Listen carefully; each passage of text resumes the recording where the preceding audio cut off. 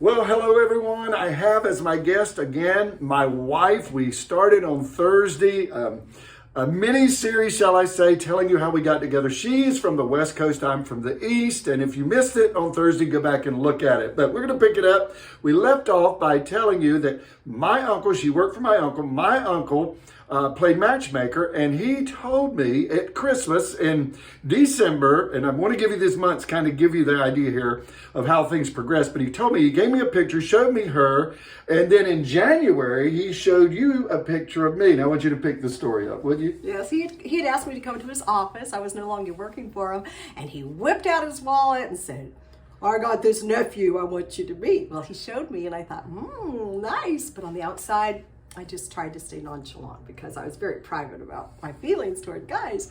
So he got an affirmative out of me that, yeah, I'd write if you wrote back. So I was walking from out of his office, and evergreen trees were beside me, and I'm like, Lord, it would be fun to meet this guy, but I will be done. That had always been my blanket prayer above everything else I wanted. But I started thinking about him and hoping for that letter, and I started watching the mailbox every day after work. I'd look, no letter, no letter. But I made a decision. This guy's going into the ministry. Mr. Crowder told me that. He has a lot of decisions. He could use prayer. So right then I started praying for this guy named Buddy out in North Carolina. I thought, Lord, guide and direct his steps. He didn't graduate till June. And if it's your will, let us meet. Let him send me a letter. So I kept waiting for the letter and waiting. But January, February, March, April, May got here, and I'd about given up. I thought, oh, well, but I really hadn't given up. Yet I was still hoping. So at my graduation, you began to pray for me. I believe that was in May. I believe you began to pray for me. Is that correct? Oh, I've been praying for you the whole time.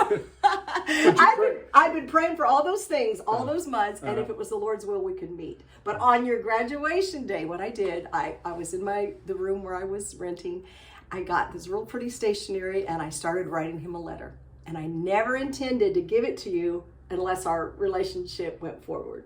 Yeah. But oh, go ahead. No, I was just going to say, I didn't write her. I had no contact with her.